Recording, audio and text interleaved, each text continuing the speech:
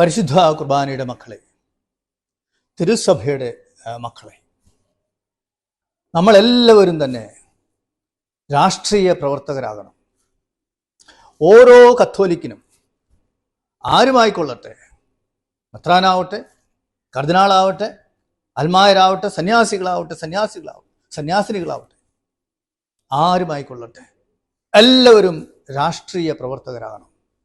പക്ഷെ ഒരു കാര്യമുണ്ട്, തമ്പുരാന്റെ രാഷ്ട്രീയ പ്രവർത്തകരാകണം. പ്രവാചകരെ പോലെയുള്ള രാഷ്ട്രീയ പ്രവർത്തകരാകണം.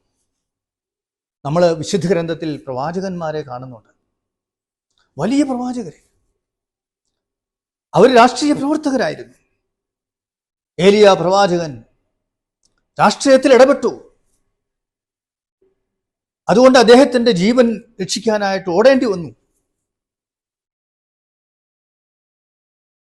ഏലിയായുടെ പ്രവാചകനായിട്ട് തുടർന്നു നിൽക്കുന്ന എലീശായെ രാജാവിന്റെ തെറ്റിനെ കുറിച്ച് തിരുത്തിക്കൊടുത്തു, രാഷ്ട്രീയത്തിൽ ഇടപെട്ടു. ദാവീദ് രാജാവ് തെറ്റ് ചെയ്തപ്പോൾ നാത്താൻ പ്രവാചകൻ രാജാവിന്റെ അരമനയിലേക്ക് വന്നു. അതെ, പ്രവാചകന്മാരെ രാഷ്ട്രീയത്തിൽ ഇടപെട്ടിരുന്നു. പക്ഷേ ഇന്ന് കാണുന്ന രാഷ്ട്രീയ പ്രവർത്തനമല്ല അത്. നമ്മളും രാഷ്ട്രീയത്തിലേക്ക് ഇറങ്ങണം. ഏത് പാർട്ടിയില, ഏത് രാഷ്ട്രീയത്തിലേക്ക് രാഷ്ട്രീയ പ്രവർത്തകനായിട്ട് ഇറങ്ങണം, അത് ഓരോരുത്തരുടെ മനസാക്ഷിയാണ്. പക്ഷേ കത്തോലിക്കനെ സംബന്ധിച്ച് അവൻ തമ്പുരാന്റെ രാഷ്ട്രീയത്തിൽ പ്രവർത്തിക്കുന്നവനാകണം. കത്തോലിക്കൻ ഒന്നാമതായി തമ്പുരാന്റെ രാഷ്ട്രീയത്തിൽ പ്രവർത്തിക്കുന്നവനാണ്. എന്താണ് തമ്പുരാന്റെ രാഷ്ട്രീയ പ്രവർത്തനം? അത് ആയുധമെടുക്കലല്ല, വിപ്ലവങ്ങൾ ഉണ്ടാക്കുന്നതല്ല, ആ സംസ്കാരമല്ല. അത് നമ്മൾ വിശുദ്ധ ഗ്രന്ഥത്തിൽ ഉടനീളം കാണാൻ സാധിക്കും. മോശയെ ദൈവം ഈജിപ്തിന്റെ അടിമത്തിൽ നിന്നും രക്ഷപ്പെടുത്താനായിട്ട് തിരഞ്ഞെടുത്തപ്പോൾ മോശയുടെ കയ്യിൽ കൊടുത്തത് വെറും ഒരു വടിയാണ്. അതിലൂടെയുള്ള അത്ഭുതങ്ങൾ പ്രവർത്തിച്ചുകൊണ്ട്, അടയാളങ്ങൾ കാണിച്ചുകൊണ്ട് ഫറവോയെ മാനസാന്തരപ്പെടുത്താനുള്ളതായ അധികാരവും ഉത്തരവാദിത്വവും ആനുകൂല്യവും അവസരവും വെല്ലുവിളിയുമാണ് മോശയ്ക്ക് ദൈവം നൽകിയത്. മോശയുടെ കയ്യിൽ കുന്തം കൊടുത്തിട്ടില്ല, മോശയുടെ കയ്യിൽ വാള് കൊടുത്തിട്ടില്ല. ഇസ്രായേൽ ജനത്തിന്റെ നേതാക്കന്മാരെ വിളിച്ചുകൂട്ടി ഫറവോക്കെതിരായി ഇൻക്ലാബ് സിന്ദാബ് വിളിക്കാൻ പറഞ്ഞിട്ടില്ല. അതെ, മോശയെപ്പോലെ ഓരോ കത്തോലിക്കനും അവൻ ദൈവത്തിന്റെ രാഷ്ട്രീയ പ്രവർത്തനത്തിലേക്ക് ഇറങ്ങണം. അതുകൊണ്ട് നമ്മൾ എന്ത് ചെയ്യണം? കത്തോലിക്കർ എന്ത് ചെയ്യണം? തമ്പുരാന്റെ രാഷ്ട്രീയത്തിലേക്ക് ഇറങ്ങണം. ഈശോ തമ്പുരാന്റെ രാഷ്ട്രീയം മതി. എന്താണ് ഈശോ തമ്പുരാന്റെ രാഷ്ട്രീയം? തന്റെ അപ്പസ്തോലന്മാരിൽ ഒരാൾ വിപ്ലവകാരിയായിരുന്നു, ശമയോനായിരുന്നു. പക്ഷെ ആ വിപ്ലവകാരിയെ സംഘടിപ്പിച്ചുകൊണ്ട് റോമാ സാമ്രാജ്യത്തിനെതിരായി വിപ്ലവ പ്രസ്ഥാനത്തിന് നേതൃത്വം കൊടുക്കുവാൻ കർത്താവ് തയ്യാറായില്ല. തമ്പുരാന്റെ രാഷ്ട്രീയം എന്തായിരുന്നു? ലോകത്തിന്റെ പാപങ്ങൾക്ക് പരിഹാരം ചെയ്തുകൊണ്ട്, ലോകത്തിന്റെ പാപങ്ങളെ ഏറ്റെടുത്തുകൊണ്ട് ലോകത്തെ നവീകരിക്കുന്ന രാഷ്ട്രീയ പ്രവർത്തകനാവുക. ഈശോയും രാഷ്ട്രീയത്തിൽ ഇടപെട്ടു ഒരു പരിധി വരെ. ഹെറോദ് രാജാവിനെ കുറിച്ച് പറഞ്ഞത് എന്താണ്? ആ കുറുക്കനോട് പോയി പറയാനാ പറഞ്ഞത്. അതെ, രാഷ്ട്രീയത്തിൽ ഇടപെട്ടിരുന്നു. സീസറിന് നികുതി കൊടുക്കണമോ എന്ന് ചോദിച്ചപ്പോൾ ഈശോ പറഞ്ഞ ഉത്തരം എന്തായിരുന്നു? സീസറിനുള്ളത് സീസറിന്, ദൈവത്തിനുള്ളത് ദൈവത്തിന്. അതെ, രാഷ്ട്രത്തിനുള്ളത് രാഷ്ട്രത്തിന് കൊടുക്കണം. പക്ഷേ തമ്പുരാനുള്ളതും തമ്പുരാനും കൊടുക്കണം, അത് മറക്കരുത്. അപ്പോൾ നമ്മൾ രാഷ്ട്രീയത്തിലേക്ക് ഇറങ്ങണം, പക്ഷേ തമ്പുരാനെ പോലെ ഇറങ്ങണം. തമ്പുരാന്റെ രാഷ്ട്രീയത്തിലേക്ക്. ഓർക്കുക, ഈശോയുടെ സ്വർഗാരോഹണത്തിന് ശേഷം, പെന്തക്കുസ്തായ്ക്ക് ശേഷം റോമാ സാമ്രാജ്യത്തിലെ ഏകദേശം 4 നൂറ്റാണ്ടുകളോളം ക്രൈസ്തവരെ അതിക്രൂരമായ രീതിയിൽ പീഡിപ്പിക്കപ്പെട്ടു. അത് ഞാൻ വിശദീകരിച്ച് ഇവിടെ പറയുന്നില്ല, അതിനുള്ള സമയമല്ലല്ലോ ഇത്. അവിടെയും ക്രൈസ്തവരെ ശക്തമായി റോമാ സാമ്രാജ്യത്തിൽ പ്രവർത്തിച്ചു. എങ്ങനെ? സഹിച്ചുകൊണ്ട്, സഹനത്തിലൂടെ, രക്തസാക്ഷികളായിക്കൊണ്ട്. അതാണ് തമ്പുരാന്റെ രാഷ്ട്രീയ പ്രവർത്തനം. ആ രാഷ്ട്രീയ പ്രവർത്തനത്തിലേക്ക് നമ്മൾ വളരണം. പോരാ, തമ്പുരാന്റെ രാഷ്ട്രീയത്തിൽ രക്തസാക്ഷികളായിട്ട് മരിക്കാൻ സാധിക്കണമെങ്കിൽ ഒരു പടി കൂടി കടന്നുകൊണ്ട് തമ്പുരാൻ നമ്മൾക്ക് തന്നിട്ടുള്ള രാഷ്ട്രീയ ജീവിത ശൈലിയിലേക്ക് നമ്മൾ പ്രവേശിക്കണം. എന്താണ് തമ്പുരാന്റെ രാഷ്ട്രീയ ജീവിത ശൈലി? അത് പരിശുദ്ധ കുർബാനയാണ്. പരിശുദ്ധ കുർബാനയിലൂടെയാണ് ദൈവം നമുക്ക് ശക്തി പകരുന്നത്. പരിശുദ്ധ കുർബാനയിലൂടെ ദൈവം എന്താണ് ചെയ്തത്? തന്നെ തന്നെ ബലിയർപ്പിച്ച് നമ്മളിലേക്ക് വരുന്നു, അല്ല, നമ്മളെ ആ ദൈവവുമായിട്ട് ഒന്ന് ചേർത്തുകൊണ്ട് തമ്പുരാനെ പോലെ രാഷ്ട്രീയത്തിലേക്ക് ഇറങ്ങാനായിട്ട് പഠിപ്പിക്കുകയാണ്. അതുമാത്രമല്ല, തമ്പുരാന്റെ പ്രവർത്തന ശൈലി എന്താണെന്നറിയാവോ? ദൈവം നമുക്ക് തന്നിട്ടുള്ള രാഷ്ട്രീയ പ്രവർത്തന ശൈലി എന്താണോ? അത് ആരാധന സമൂഹമാവുക എന്നുള്ളതാണ്. Hallelujah, hallelujah, hallelujah. പരമപരിശുദ്ധ തൃത്വ കാരുണ്യത്തിന് എന്നേരവും ആരാധനയും സ്തുതിയും പുകഴ്ചയും ഉണ്ടായിരിക്കട്ടെ. നമ്മൾ ആരാധന സമൂഹമാകണം. ഈജിപ്തിന്റെ അടിമത്തത്തിൽ നിന്നും ഇസ്രായേൽ ജനത്തെ മോചിപ്പിക്കാനായിട്ട് മോശയെ വിളിച്ച് ഫറവോയുടെ അടുക്കിലേക്ക് പോയി പറയാനായിട്ട് ദൈവം മോശയോട് പറഞ്ഞത് എന്തായിരുന്നു? എൻ്റെ ആദിജാതൻ എന്നെ ആരാധിക്കുന്നതിന് വേണ്ടി എൻ്റെ ജനത്തെ വിട്ടയക്കണം. എൻ്റെ ആദിജാതൻ എനിക്കായി ബലിയർപ്പിക്കാനായി അവരെ വിട്ടയക്കണം. അപ്പോൾ മോശയെ ദൈവം ഫറവോയുടെ അടുക്കിലേക്ക് അയച്ചത് എങ്ങനെയാണ്? വിപ്ലവകാരിയാകാനല്ല, ആയുധമെടുക്കാനല്ല പറഞ്ഞത്. ഇസ്രായേൽ ജനത്തെ ആരാധന സമൂഹമാക്കി തീർക്കുക. അതായിരുന്നു ദൈവം മോശയിലൂടെ ആവശ്യപ്പെട്ടത്. അങ്ങനെ ആരാധന സമൂഹമാക്കി തീർക്കുന്നതിന് വേണ്ടി അത്ഭുതങ്ങളിലൂടെ, അടയാളങ്ങളിലൂടെ ഇസ്രായേൽ ജനത്തെ മോചിപ്പിച്ചതിന് ശേഷം അവിടെയും ഒരു കാര്യം കൂടി ഓർക്കണം. ഇസ്രായേൽ ജനത്തെ ഈജിപ്തിന്റെ രാഷ്ട്രീയ അടിമത്തത്തിൽ നിന്ന് മോചിപ്പിക്കാനായി ദൈവം അവിടെ ഒരു ആരാധനാക്രമം സ്ഥാപിച്ചു. മറക്കരുത്. എന്തായിരുന്നു ആരാധനാക്രമം? പെസഹാചരണം. ഇസ്രായേൽ ജനത്തോട് ദൈവം ആവശ്യപ്പെട്ടതാണ് പെസഹാചരിക്കുക, കുഞ്ഞാടിനെ കൊല്ലുക, അതിന്റെ രക്തം കട്ടിളപ്പടിയിൽ തെളിക്കുക. അങ്ങനെ പെസഹ ആചരണത്തിലൂടെയാണ് ദൈവം ഇസ്രായേൽ ജനത്തെ ഈജിപ്തിന്റെ രാഷ്ട്രീയ അടിമത്തത്തിൽ നിന്നും മോചിപ്പിക്കാനുള്ളതായ അവസാനത്തെ അത്ഭുതമായിട്ട് ദൈവം പ്രവർത്തിച്ചത്. ഇസ്രായേൽ ജനത്തെ ഈജിപ്തിന്റെ അടിമത്തിൽ നിന്ന് മോചിപ്പിക്കാനായി പെസഹ ആഘോഷിക്കാനായിട്ട് ആവശ്യപ്പെട്ടുകൊണ്ട് ചെങ്കടൽ കടത്തി ദൈവം ഇസ്രായേൽ ജനത്തെ മോചിപ്പിച്ചു. വീണ്ടും ദൈവം മരുഭൂമിയിൽ തൻ്റെ രാഷ്ട്രീയ പ്രവർത്തനം തുടർന്നു. എങ്ങനെയാണ് തമ്പുരാന്റെ രാഷ്ട്രീയ പ്രവർത്തനം? തമ്പുരാനിൽ പരിപൂർണമായിട്ട് ആശ്രയം വെക്കണം. തമ്പുരാനിൽ പൂർണ്ണമായും ആശ്രയം വെക്കണം.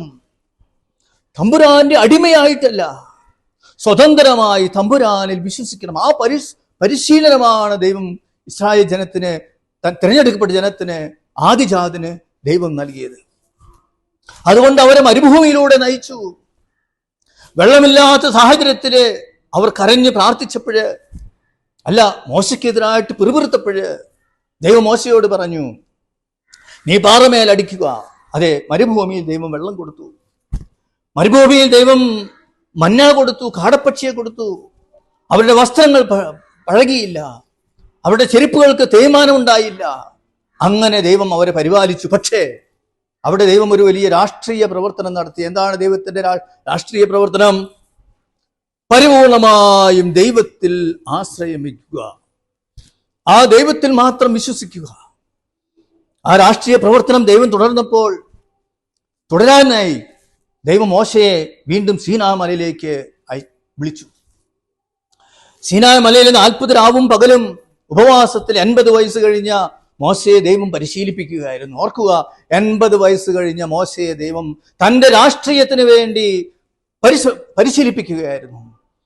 ആ രാഷ്ട്രീയത്തിന്റെ പ്രഖ്യാപനമായിക്കൊണ്ട്, ആ രാഷ്ട്രീയ പ്രവർത്തനത്തിന്റെ വിപ്ലവഗാഥകളായിക്കൊണ്ട് ദൈവം മോശയിലൂടെ നൽകിയത് 10 പ്രമാണങ്ങളാണ്. 10 പ്രമാണങ്ങൾ നൽകി. മോശയിലൂടെ ദൈവം ഇസ്രായേൽ ജനത്തിന് നൽകിയ രാഷ്ട്രീയ പ്രവർത്തനത്തിന്റെ മുദ്രാവാക്യം എന്താണ്?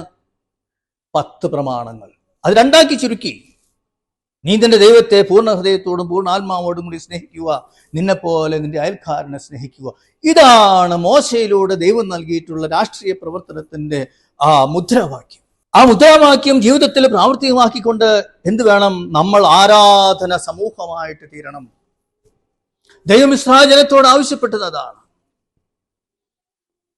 മോശയോട് പറഞ്ഞു, നീ സമാഗമ കൂടാരം പണിയണം, അവിടെ വാഗ്ദാന പേടകമുണ്ടായിരിക്കണം.